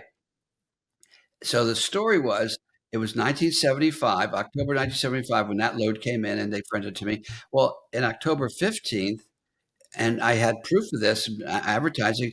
I had the grand opening of the Magic Woodsman. What I did, I used to go to California and I would trade pot for redwood. I trade it with there's four suppliers that would take it. Frank from NorCal Wood Products, Burl Brothers up north, a guy in Buck, a guy south of Eureka, maybe in Eureka, and one other person. So I'd buy different stuff and I'd ship it back to Florida to make clocks. The Magic Woodsman in Gainesville, Florida, had its grand opening with all these gorgeous redwood burl clocks and tables and bars. Remember, I was telling Craig, those were so hot back then. It was the redwood. You'd make a table and they poured the epoxy on it, and they had the clocks. They were everywhere. And then guys I knew were in town would also you'd sand down the top of it until it was like a mirror smooth, and then pour the epoxy on it. Those were the hot ticket. Everybody had one of those tables. Right. So I had an alibi defense. How can I be in Florida, in Miami or Fort Lauderdale, where the offload was, right, selling marijuana when I was up in Gainesville? So we had all these people, all my ex-girlfriends, my best friends, people that were around saying, no, Bruce was in, I saw him, he was in Gainesville. Did you ever say Miami? No. It was, so everyone got up there and said that they saw, and Herschel got up there and he said, did you see Bruce at the offload spot at the ranch where I pick up the 8,000 pounds? He said, no, I didn't see him. He did see me. Not only did he see me, he came into the RV, he picked up a bale, he weighed it out, he took it with him. We had a conversation. He knew that I was there and he covered for my ass, even though he was rolling over on the Smith brothers. So the guy, well, and think about that. All right, so I know Daryl now, and I know you now. I didn't know you then, both then, but you and I know Daryl is a, yeah, he's caustic, as we say. You know, I have a friend, Dude Bob, and he's in my book, and one of my workers said he's so caustic when he walks by a car it rusts. you know, Daryl's admits it. He was more of a soldier. He wasn't a hippie. You were, you're a hippie. You're a guy that cared more about love and taking care of people. You're still that way today. I know from your voicemail. Do something good for somebody at the end of, if you get lucky enough to know Bruce, at the end of his voicemail, he says something to the fact of, do something nice for somebody every day, every chance you can. So that probably is why Herschel didn't, he didn't want, you were a good guy. Yeah. Well, Don Steinberg and I started the first publicly traded company in the. I want to go into that. Can we still talk? Can we talk about that tonight? Oh, great. So, all right. So, finish the trial. And we were a little bit nervous. We didn't know what they knew. They had no idea, as it turned out, that I was running this massive empire out in California. No idea. Because I was the only one of its kind. There's a lot of big smugglers on the East Coast of the Gulf of Mexico and Florida. Even New York and up to North Carolina. There were but nobody ever thought about California. Too far to go. Yeah, it's too far to go. And the trip, and I just set up the trip. I don't know what I was thinking, but it worked. Just, Very well. and so the alibi defense worked. We got Alan Silver was the attorney. He's attorney to this day. I'm going to ask you who the attorney was. All the famous guys back then. Magazine in Bloomingdale was the local attorneys. Ellen Leesville was another attorney. She ended up being a judge. And I hired jury and trial consultants. I flew in all the witnesses. We stayed at the Mutiny Hotel, which is right, and we rented a house. We had just all of these people there. Yeah, it was a big. Unbeknownst to me, they were all partying at the house. Yeah, Well, I want to explain to anybody listening. The Mutiny Hotel is where the movie Scarface, the bar scene is in the Mutiny. There's a book out called Hotel Scarface, which is about the mutiny. But the mutiny is where all of us went. Every room was different. It was just the most luxurious, unbelievable hotel. Right on, and so Crosby, Stills, Nash and Young have a song that goes mutiny on Sailboat Bay, and you think it's about a mutiny on a ship happening in some sailboats. It's about the Mutiny Hotel that's located on Sailboat Bay in Coconut Grove, Florida. The Mutiny Hotel is on Sailboat Bay. That's what the song Mutiny on Sailboat Bay by Crosby, Stills, and Nash is about. Well, there's a TV series called Cocaine Hotel. Well, so what happened is my friends, I was not friends, I'm friendly with one of the guys that helped write the book. He was the color commentator, kind of, he gave him insight. He tried to pitch that as a movie deal, and multiple people picked up on it. In the end, they didn't pay the guys that wrote the book. They stole the deal. They changed the name from Mutiny on Sailboat Bay, from Hotel Scarface to Hotel Cocaine, and just took all the information out of the book and paid nobody. That's what happened to that. It's MGM did an 8-part miniseries, and they didn't give anybody a dollar, not the guy that wrote the book or any of the people that helped create. Well, that reminds you. Okay, you want to talk about public companies, and that reminds you of Patch Adams. I but before we get to Patch Adams, all right. So Don Steinberg and I opened up. We got together after we both got out of prison. We did. Meet Donnie.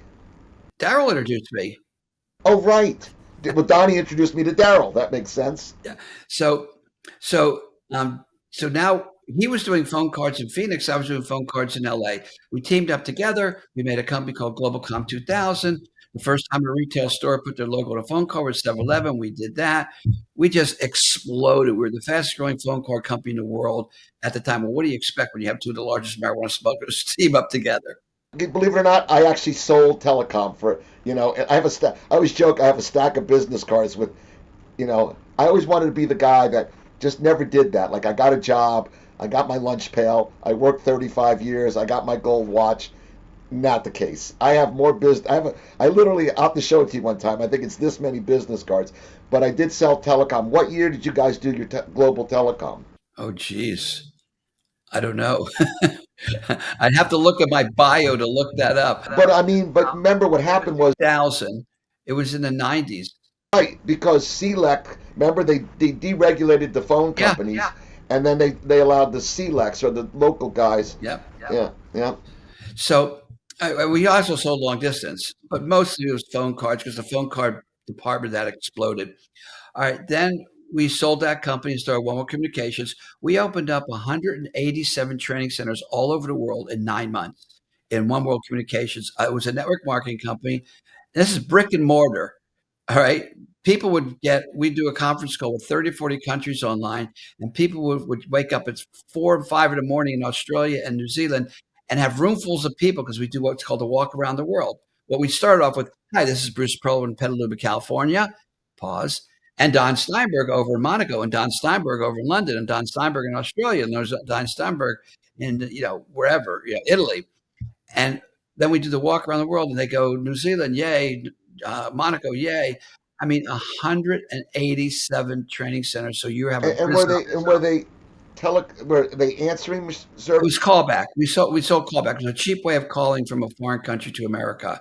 What you do, you'd call, you'd hang up your phone, our switch would call you back. Now their calls in America at U.S. rates, not the expensive PTT rates of the foreign countries. Exactly. So what people don't understand is, because I was in this business, the other countries have what they call a connection fee.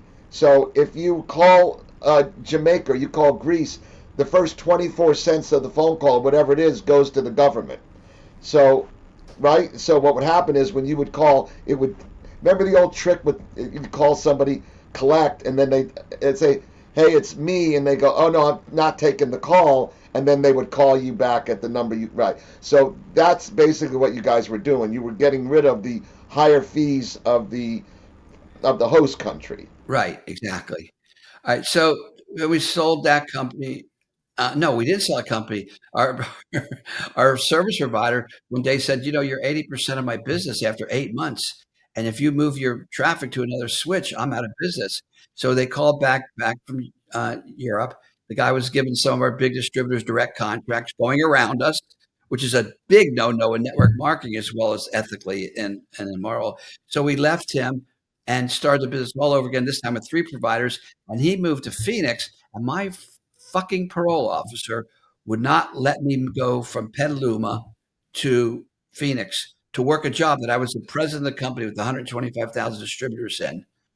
When I go through my paperwork and I find that lady, I will go and sue her for something. I will investigate her. I'll investigate her family because that was uncovered. It's the only grudge I think I hold in life. But anyways, so then years later, we started a company called Medical Marijuana Inc. It was the first publicly traded company.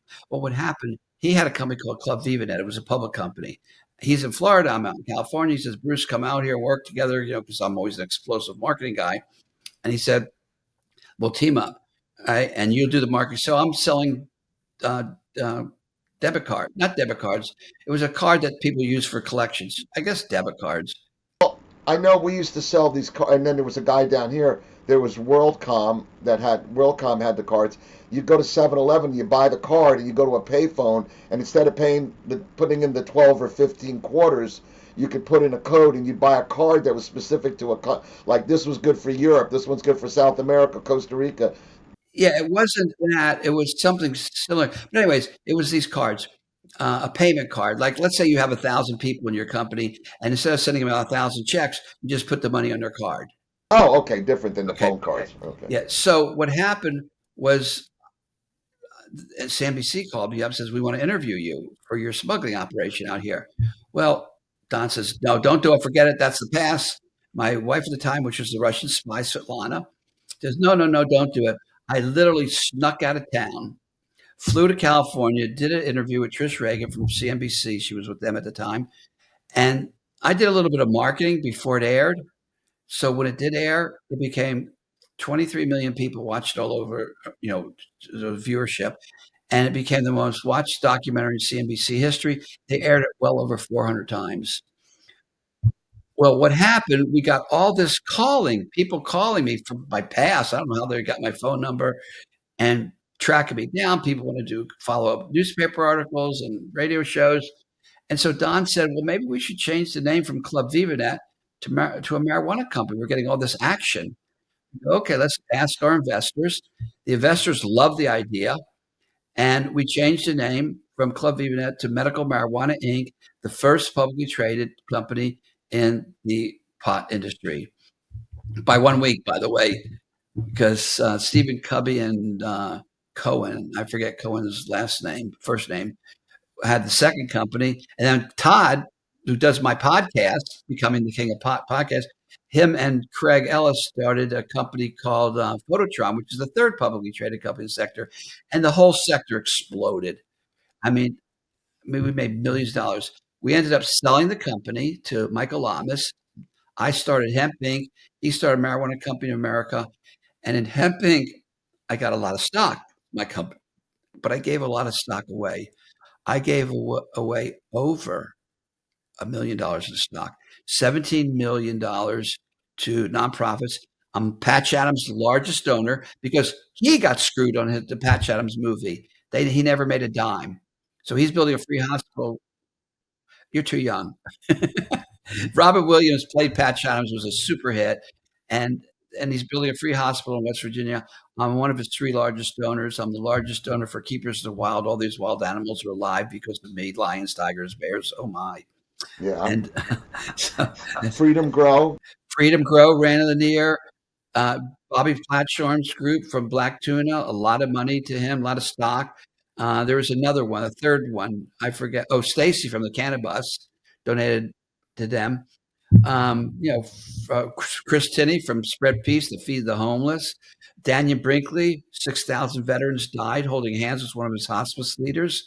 I mean, that's an incredible Well, thing. you know what? But isn't, Bruce, when you look back at all of it, that could be, and I'm talking to you as a friend, could be your greatest achievement, is to change other people's lives, right? Well, you talked to Daniel. Before I did the stock deal, I donated a bunch of phone cards because I found out that people in this hospital back east somewhere, they're being charged for their phone calls. I said, Don, they're being what? From the hospital. Wounded American soldiers were being charged, and Daniel was, a hospice guy there. So I donated him like $500,000 of phone cards, and he let those soldiers make that last phone call home before they passed away. And he has some incredibly heartwarming stories and some very funny stories. But when I told that to Don, he goes, "That ends now," because he was a veteran. He was a medic in Vietnam, and so we did that. Then I donated stock to him. Michael Beck with the Abaki Church, his wife's kids camp, Can Do Kids, donated. Then a lot of friends and family, all my friends and family, I gave them all stock, because I just, you know what? It was Don's idea, even though, he goes, if we were growing up together, all right, you and your best friends, and anyone out there, you and your best friends are in high school, and you're all good. And you said, and one of them said, if one of us hits it big, we're going to share it with the rest of us. Would you have Every made lottery that deal? ticket. I'm asking the audience out there, would you have made that deal? Well, I think 98% of people say, yeah. So Don said, Don is 187 IQ. He's a genius. He goes, let's make it retroactive. He goes, let's make that. We would have made that deal. So all my best friends in life, my family, my cousins, Todd's sister, you know, all got stock. And then you add it all up, it's over $100 million. Now, I don't have that kind of money today. I give away all my stock, but I'm happy that people got fed while the animals got saved, a free hospital being built, help dying veterans, and the list goes on and on and on. That's just the ones I remember off the top But of my head. I know that from you, that I mean, from what we know of each other, I know that you're that kind of person. I didn't know that Donnie was that kind of guy. He sort of is. Not as much as me. I'm an exaggerated example of what the '60s generation and the hippies were all about. I have an eco village out in Arizona. You know, so I think Donnie is by proxy. I'll tell you a really quick funny story, and this will maybe be you and so me and my buddy Kelly, actually, we got busted this in the Rico thing, not together, but we got busted the same night, for not in two different things, but he had introduced. He had a 24-foot boat, a Panatera, named after the car, and we were broke. I mean, we were down to our last. I was buying beers in Ricky's bar in Hollywood with the last $50 I had. So we go out to take his boat out, and we scrub enough money together, and we're drug runners, but we hit a soft spot. That happens. He had enough money to buy a boat and a Corvette, and I had. it happens more often than not. Right. I try to. People say, "How much money did you make?" Well, let me tell you how much I lost, and then we'll balance it out. So we go out in the ocean. You're gonna love this story. And we're cruising along, and he goes, "Hey, you drive." I said, "All right, I'm driving." And he's sitting in the back. He goes, "Hey, slow down, turn around, pull up, stop. Make it, spin it around." And there's a purse floating in the ocean, right off the Marco Polo, on North Miami Beach. So we pull the purse out, and we look at it, and there's a wallet, and he goes through it, and in the very bottom, there's like $3,000 or $4,000 in cash. So we go, we're going to split it. We're each going to have 2 grand. I remember it was each 2 grand. It was 4,000 in cash. And we go back to our places, and he decides that he's going through the lady's purse, and he finds the lady's name in the purse. Then he finds a business card to the Marco Polo or a matchbook or something, and he starts calling all the hotels on the beach until he finds out where the lady's staying, the lady that owned the purse. Then he calls there and he says, "Ma'am, we found your purse, and there was money in it, and I want to return it to you." Then he calls me up. He goes, "Hey, I'm going down to the Marco Polo. I found the people that own the purse. I'm bringing back my half of the money. You should do the same." And I'm like, "Dude, that's my rent money. I'm not bringing the money back. Are you crazy?" He goes, "Kenny, I'm going down there. I'm meeting with the lady. I'm going to give her her purse and her wallet. I'm giving back her half the money. What are you going to do?" I go, "Son of a." So I get in the car. We drive down to the Marco Polo, and they say, "Meet us at the bar." So we're sitting at the bar, and some guy comes in and a manager, and they start accusing us of stealing the purse. And the lady says, "I had a big bag of jewelry in there." And she goes, "Where's the jewelry?" I go, "Ma'am, all we found was the purse." And then somebody else comes in and goes, Sir, somebody robbed, like an assistant manager, robbed room number so and so." So I said, "Guys, you had a cat burglar running from balcony to balcony, and they found the purse, and they left, and they found the jewelry in the purse, and then threw the purse in the ocean. That's what happened. The guy never went in. Once he found the bag of jewelry, he never pulled the cash, looked deep enough to find the cash." So they're accusing me and Kelly now because of stealing the purse. And I go, "What are we doing back here?" "Oh, you're looking. So Kelly goes, "Look, we brought the money back. Stop this." "Well, but why don't you should really give us a free meal or a free night in the hotel. We did something good. We didn't want anything." They were "We'll offer you." They never bought our round of drinks. They accused us of stealing the money and or the jewelry, and they never get. But it came out a little blurb in the newspaper: "Two Hollywood men find purse and donate." I wish it would have said "two smugglers find purse," but that's a true story. So guess what happened right after that? We both made a shit ton of money. Well, karma. I'll tell you a story, reminds me of a story about Don. Don went off, and he offloaded a freighter, 20,000 pounds. It wasn't his load. He tracked down the guy whose load it was and gave him the load back. Are you kidding me? No. He offloaded it for free then.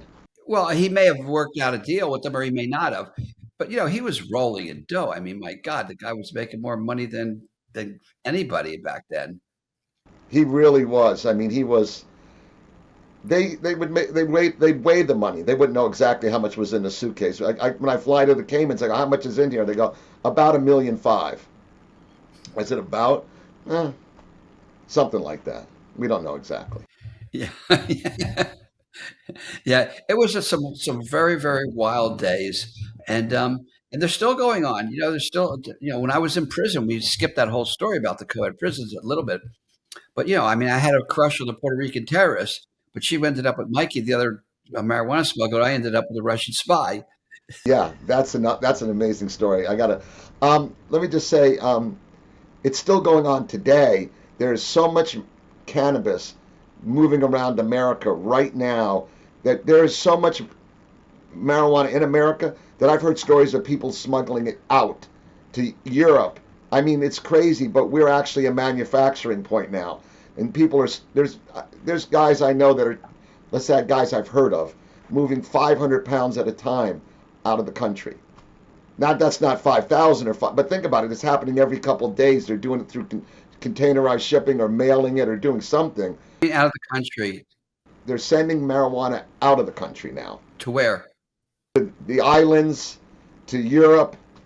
Well, Don with Marijuana Inc., one of the public companies, one of his recent companies, not with me, was legally growing and licensed in Colombia and legally shipping to either France or Italy, the country over there. So here's my dream for all you smugglers out there: be a part of this dream.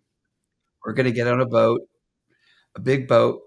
It'll be a cabin cruiser somewhere on the West Coast. So we rent rooms out to all the old smugglers and dealers, and have it. No cocaine, no cocaine on the boat. Hey, no Okay. cocaine. Um, and we're going to go down to Colombia. We're going to pick up a load of marijuana. All right. Because now there's a road to Cali. They made a road all the way through so we can bring, 50, let's call it 50,000 or maybe 100,000. Be camera crew on there doing the whole thing, interviewing all the old smugglers. They're going on one last big run. All right. We're going to come in under the Golden Gate Bridge, clear customs, and have the first legal smuggle in history. We're then going to take the bales of commercial. All right, and we're going to dip it in resin, and because no one's going to smoke it, right? And pull it out, and it'll be a piece of furniture. It'll be an end table. It'll be a cocktail Oh, it's table, brilliant. and then if we want, the smugglers will all sign it. And that's about 2 years away before all that Well, you legalization got and it. Listen, licensing. I want a cabin. I want to be, you know how they have the Founders Club? I Right. want to be part of the Founders Club or whatever we call it. But I have to tell you something. I actually thought about this. You know how they do these fantasy murder mysteries or fantasy? I actually thought, wouldn't it be great to get people together and do a fake smuggling trip? Like they on the beach. You have to do it like you do a beach offload, right? With the rubber Zodiacs, have them all dressed in black, have the cars back up, have a fake police dog barking in the background, and you give them the full exhilaration of what it's like to actually do an offload. Actually, that's a great idea because what we should do, we should have the Wait, we might want to cut this out of this. We don't want anybody to go ahead. No, it's okay because it's going to be a team effort with all the old smugglers. That's what makes it good. Who cares? A bunch of Hollywood guys? No, it's the old smugglers that are still alive. Well, right, you need us to be there because what's the point if you don't have the legacy? The guy, Randy Lanier, or you, or Donnie, or Tommy standing next to you. That's the whole point. So With a we can bullhorn load it. yelling, "Come on, load those bales! Let's Yeah. go, let's go! You got 3 minutes." Tommy will get in one. I'll get in one. We'll put 1,000, 2,000 pounds of Zodiac, whatever fits in a 19-foot aluminum bottom, and during it and load the boat that way.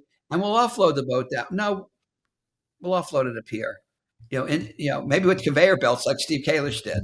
Yeah, or no, what you do is you pull up to the pier, but that's where the cocktail party is. Yeah. Like when you know what I mean? Like everybody's all your family's waiting for you. Someone said to me, or I can say this to somebody now, if you ask me where to get if you ask me where to get a kilo of coke right now, I wouldn't be able to tell you where to get a dime bag. But if you ask me where to get 1,000 pounds of weed, I can have it delivered to your house in 24 hours. Homegrown? In the legal places, like California or yeah. But yeah, I mean, the weed is out there. I don't want to know if my wife once said to me when we first met, because she's very straight, very straight. She goes, "Listen, you can smoke all the weeds you want. You actually need it. But if you do one line of coke, I'm leaving you." I looked at her and said, "If I do one line of coke, I think I could be leaving too." I don't think all of us at this age. One line of coke is a heart attack. I got 2 open heart surgeries and a pacemaker. I don't think anywhere along my medical charts it says, "and do a gram." Yeah. So now we have a dream to go by. So anybody who wants to be a part of that, I just opened up a corporation to do these kind of things today called KOP Productions Inc. All right. And I don't know what it's going to do. I mean, we're doing the pre-rolls. I have pre-rolls with the King of Pot pre-roll, the King of Hemp, and then the Billy Hayes pre-roll. Next will be the Doc Master. And they're collectible items like the phone cards were collectibles. And we'll have all the old smugglers of yesteryear in the pre-rolls. And people collect them. So, and it'll be a residual for people, for the old smugglers who, aren't rolling in dough anymore. Tommy Powell can finally tell those guys at Sound Advice to go screw themselves. He's got his own residual income in his retirement. Yeah, I told him that he'll be the first person on a pre-roll, outside my own group. I want Cecil and Brett and Server Bob and the Doc Master and David Tobias. That. So are they going to come in a little box or something, and then you keep the box and? Yeah. If you go to, I texted you the store. You can put that up. Yeah, it's called. You go to bruceperlowin.org, and it'll take you to that. No, Bruce-Perlowin, bruce-perlowin.com will take you to that store, which shows the pre-rolls and the posters. The same thing with the posters. They'll get residual off the posters printed on hemp paper. Well, we'll put that up. I'll have Rick, you're going to see this. Don't forget to put up all this stuff. And of course, we'll make sure when we finally go to post-production that we get all the right links for you to tell all your stories. Well, I have to tell you, we've been doing this for 2 hours. It's been an incredible story. I think we kind of I'll tell the listening audience, we kind of dusted over all the stuff. I mean, but you got a really good idea of what it took to become the King of Pot. Well, if you want to drill down into each of the individual stories, that's when you go to, and that's bruceperlowin.org. It'll take you to becoming thekingofpot.com. And those that you have 59, is it? Different podcast? How many different? Well, we have probably about 70 shorts, and we're probably up to number 15. Okay, 15. Right, the next thing that happens is the trial. Strongly recommend anybody that watches this. We're going to put all the links up. This is an incredible story. I know if you follow my podcast, you're saying, well, Kenny keeps bringing on these guys, but there's not that many guys. I can't keep bringing, not the Bruce Perlowins, the Tommy Powells, the Donnie Steinbergs, the Randy Laniers. Yeah, we'll have everybody on, or if we haven't already, but these guys are the king. These are the pyramid. You guys climb Mount Everest of the marijuana world. You're the Sir Edward Hillary. What is it? Yeah, Sir Edward Hillary of the cannabis world. You did it before anybody else. Remember, the first person to climb Mount Everest, everybody said it couldn't be done, but after he did it, dozens of people did it right after because he proved it could be done. That's kind of where you and Tommy and Donnie and Kalish and my friend. Well, Tommy clearly was the first guy. I mean, I've known the industry really wide and broad for a long time. I don't know anybody that brought in a load in 1972 of 16,000 pounds of Colombian. No, it wasn't like that. It was small loads. No, Planes. He made Columbia aware and America aware that it can be done. It's like the 4-minute mile. And then everybody came flooding behind that. The 4-minute mile is the same story as Mount Everest. Nobody thought you could break the 4-minute mile. Once, I forgot who did it, the guy's name, but once he did it, then people could do it easily. Yeah. You proved well, bro, I thank you so much for taking the time out to come on the show tonight. Folks, as they say, I hate to ask, but they always say like and subscribe. But I also strongly suggest you follow Bruce Perlowin and all his links and all his shows, because we're not, you can't take a life this lived and crunch it into a 2-hour story. So follow Bruce and pay attention to what we're doing here, because we'll have more and more stories come on. And thank you, man. I really, really appreciate you coming on tonight. Well, Kenny, thank you for having me. It's been a pleasure. I always love trading old war stories with people like you. Yeah, that's the difference between us. We were there. Yeah. So it's a lot easier to tell the stories when someone goes, anyway, thank you so much. And again, we'll do it again. And you and I will be seeing each other shortly, because once this plane strike stops and you start traveling and I start traveling, we'll meet in the middle somewhere, I think, shortly is what we. Oh, yeah. No, I'm definitely coming to Florida. I have some errands to do down there. And you might be coming to North Carolina. I have some errands to do there, too.